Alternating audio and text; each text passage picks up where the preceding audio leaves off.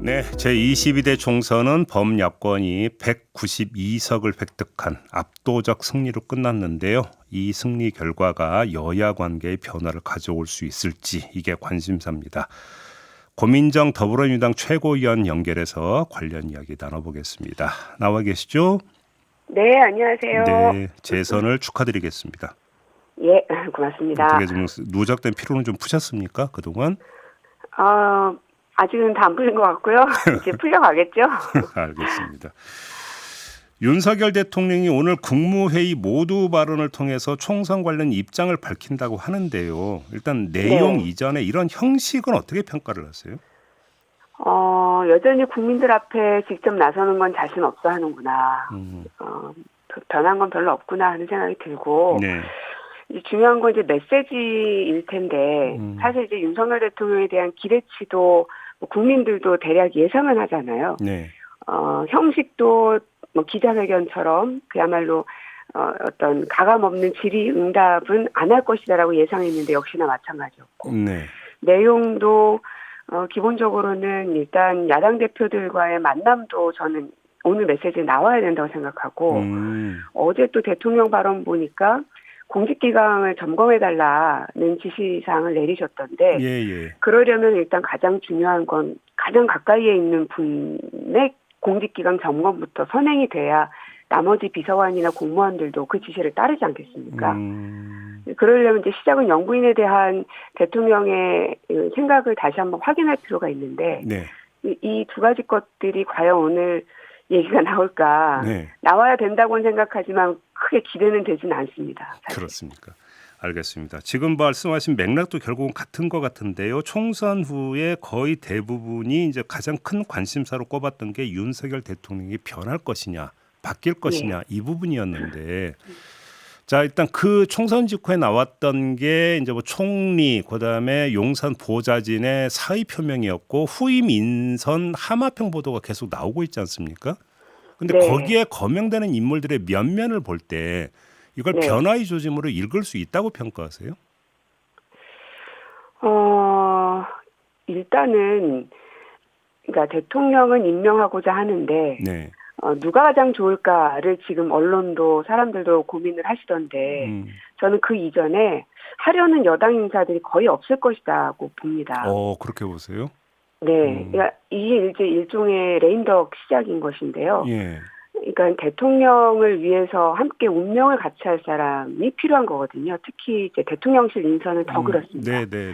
그래서 집권 말기가 되면 그냥 자기 인생을 다 걸고 같이 갈 수 있는 사람이 이제 보통 마지막을 마무리하거든요. 속칭 순장조. 뭐 그렇죠. 예. 근데 지금은 총선의 패배의 원인이 많은 사람들이 대통령을 꼽고 있는 상황에서 예. 아직 3년이나 남았는데 그 모든 짐을 짊어질 수 있을 것인가. 일단 뭐 권영세, 원희룡 이런 분들 거론되시던데, 네. 그분들의 반응을 보면은 나는 연락받은 적 없다. 대부분은 좀 손사래를 치시잖아요. 네네. 만약에 대통령의 인기가 좀 있었더라면 뭐 감사한 일이다라든지 아니면 뭐 내가 정말 열심히 해볼 재량이다 뭐 이런 얘기들이 나올 법한데, 예. 들은 바 없다라고 손사래를 치른 거 보면 하려고 하는 사람들이 없구나. 이거 레임덕 시작이 여기서부터 시작되는구나. 저는 그게 보이더라고요. 아, 그렇게 진단을 하시는 거군요. 알겠습니다. 네. 어제 또 나왔던 이야기 중에 하나가 법률 수석실을 신설하는 방안을 검토하고 있다, 이런 소식이 전해진 바가 있었는데, 이건 어떻게 평가를 하세요?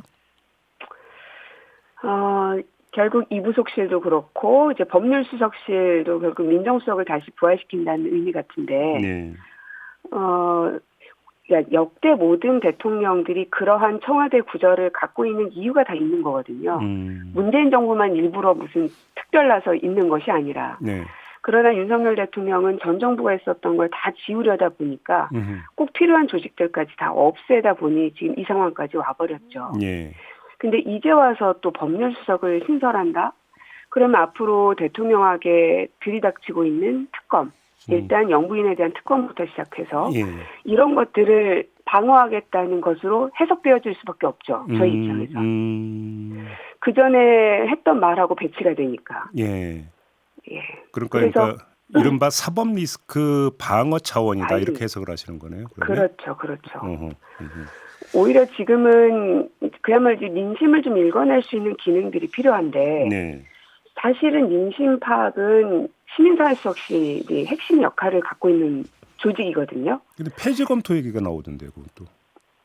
그래서 왜냐하면 시민사회수석실에 있었던 수석들이 지금까지 계속 문제가 되지 않았습니까? 예. 강승규 수석은 KBS 수신료 폐지를 여론조작 수치를 가지고 해서 문제가 됐었고 황상무 수석도 핵칼 테러 때문에 문제가 됐었고 그러니까 사실은 시민사회수석은 뭐 이태원 유가족들이나 또 의사 증언 문제가 있으니까 의사협회라든지 예. 아니면 전세 사기 피해자들이라든지 이런 분들하고 대통령은 직접 못 만나고 비서실장도 어려워서 못 만나는 자리를 이 시민사회수석실에 있는 분들이 그게 행정관이 됐든 비서관이 됐든 이분들이 모든 시민사회 영역들하고 일단은 연결고리가 있어야지 이게 가능하거든요. 민심 청취도 가능하고 그분들을 이해시키는 것도 가능하고. 네. 근데 그게 전무했기 때문에 지금의 상황까지 치달은 것 같다는 생각인데 그거를 폐지하겠다고 하니 그럼 도대체 민심은 어디로 들으려고 하나 좀 걱정되더라고요. 그럼 거꾸로 가고 있다는 진단이시네요. 한마디로 정리하면.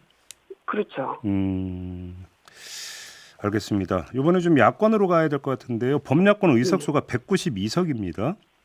자, 이 숫자가 주는 무게감이 엄청나게 클 텐데 이 숫자를 가지고 가장 먼저 해야 할 일이 뭐라고 보세요? 단연 첫 번째는 저는 최상병 특검 같아요.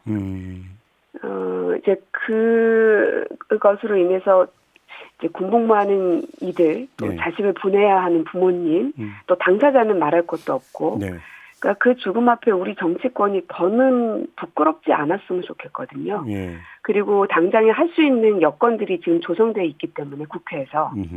그래서 5월 국회가 지금 뭐 민주당에서도 그런 의지를 충분히 보이고 있고 여권 내에서도 이 특검에 대해서는 받아야 된다는 목소리가 공개적으로 나오는 걸 보면 저는 충분히 가능하다고 생각합니다. 그렇죠. 이거는 그러니까 22대 국회까지 뭐 갈 이유도 없고 갈 것도 없죠. 21대 국회에서 처리해야 된다 이런 입장이시고요. 예, 맞습니다. 근데 만약에 국회를 통과를 한다 하더라도 윤석열 대통령이 다시 거부권을 행사할 가능성은 남아 있는 거 아닙니까? 거부권이 되더라도 200석이 되면은 거부권도 무력화시킬 수 있지 않습니까? 예. 그러면 지금 이제 야권이 192석인데 8명의 여당 인사들이 동참할 수 있을 것인가인데 지금 여당에서 공개적으로도 해야 된다는 목소리를 낼 정도면 공개적으로 목소리를 내지 않는 하지만 찬성하는 사람들이 저는 꽤 있다고 보고 다만 대통령의 입장에서는 이 거부권을 무력화시키는 상황을 만들어선 저는 절대 안 된다고 보거든요. 네. 제가 비서실장이라면 그럴 것 같습니다. 왜냐하면 이게 국회에서 200석을 한번 만들어봤다는 경험을 만드는 순간 그 다음에는 막을 수 없는 사태까지 갈 거라고 봅니다. 네, 네, 네. 그러니까 200석으로 할 수 있는 일들이 워낙 많기 때문에. 네, 네. 그래서 200석을 성사시키지 못하게 해야 되는 게 대통령의 첫 번째 숙제일 테고 네. 그러려면 거부권을 무력화시키는 상황 자체를 만들어서는 안 될 거라고 봅니다. 오히려 이제 그걸 자초하면 안 된다. 그렇죠. 알겠습니다. 아무튼 근데 이제 분명히 할 건 요거는 21대 국회의 이제 문제다. 요건 다시 한번 확인을 하고요. 지금 지금 의원님 같은 이제 과기 방통에서 많이 활동을 하셨고 방송 또 관련해서 발언도 많이 하셨는데 그래서 22대 국회가 출범할 경우에 방송법을 다시 개정한다는 이럴 여지가 있다고 보세요? 가능성이 있다고 보세요?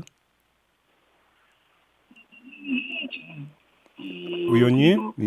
여보세요? 예. 당연히 해야 될 일이라고 생각하고요. 예. 지금 현재 이제 방송법이라는 거는 이제 지배구조, 그러니까 경영진들에 대한 이 임명과 관련된 문제인데, 네. 결국은 대통령이 방송들을 장악해 가기 위해서 무리수를 너무 많이 두고 있고, 실제로 KBS 관련해서는, 방송 장악 문건이 이제 나온 상황이거든요. 네. 근데 그 문건의 출처가 어디냐 이게 아직 밝혀지지 않았는데 이게 만약 대통령실이든 국정원이든 뭔가 연관돼 있는 어디가 나온다면 이거는 그야말로 대통령 탄핵감이죠. 그러나 아직 거기까지 밝혀지지는 않았지만 이 무시무시한 문건이 MB 정권 때 문건이 다시금 되살아났다는 거는 경악할 만한 일이고 이게 실행이 되고 있다는 것도 놀라운 일인데 그래서 더더욱 방송법을 조기에 이 야당이 일당을 하고 있을 때 해결해 놓지 않으면 저는 다음 정권이 바뀌더라도 또 도루묵이 될 것 같아요. 그래서 22대 국회가 되는 즉시 우리 민주당 안에도 언론 출신들도 또 많이 계시고 해서 네. 다시금 힘을 끌어 모아야 한다고 생각합니다. 근데 만약에 또 거부권 행사까지 염두에 둔다면 192 플러스 8석이 더 필요한 거 아니겠습니까? 그게 가능할까요? 가능하게 해야죠. 지금은 네.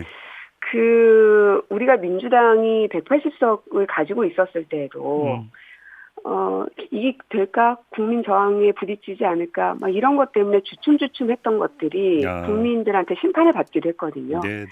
그래서 이제는 국회가 여야 협상을 끌어내는 곳이다라는 생각에서 벗어나고 오히려 행정부를 견제하는 곳이라는 생각을 갖고 있어야 된다고 보고요. 그래서 민주당은 국민의힘을 상대로 해서 정치를 할 것이 아니라 대통령을 상대로 해서 정치를 해야 된다고 보고 그래서 상임위를 구성하는 문제에서부터 저는 이 다수당으로서 입법부를 정확하게 좀 구성해 갈 필요성이 있다. 알겠습니다. 잘못된 일을 번복하지는 않았으면 좋겠습니다. 그럼 잠깐만요. 그 말씀대로라면 법사위원장도 야당에 가져야 된다. 혹시 이런 뜻을 내포한 지금 말씀이실까요? 저는 그래야 한다고 생각합니다. 법사위원장도? 네. 사실 법사위원장을 민주당이 내놓았을 때는 워낙 갈등의 상황이 극에 달하는 상황이기 때문에 네. 이것을 이 국민의힘과 민주당이 어느 정도 분산하는 것이 그래도 필요하지 않느냐는 당내 목소리가 컸기 때문에 법사위를 내놨었던 거거든요. 네.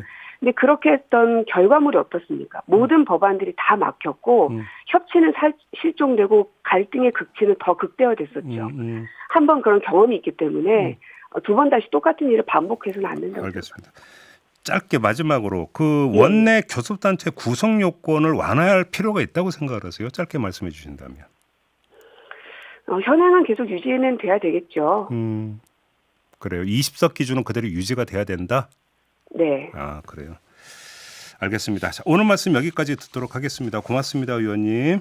네, 고맙습니다. 네, 고민정 더불어민주당 최고위원이었습니다.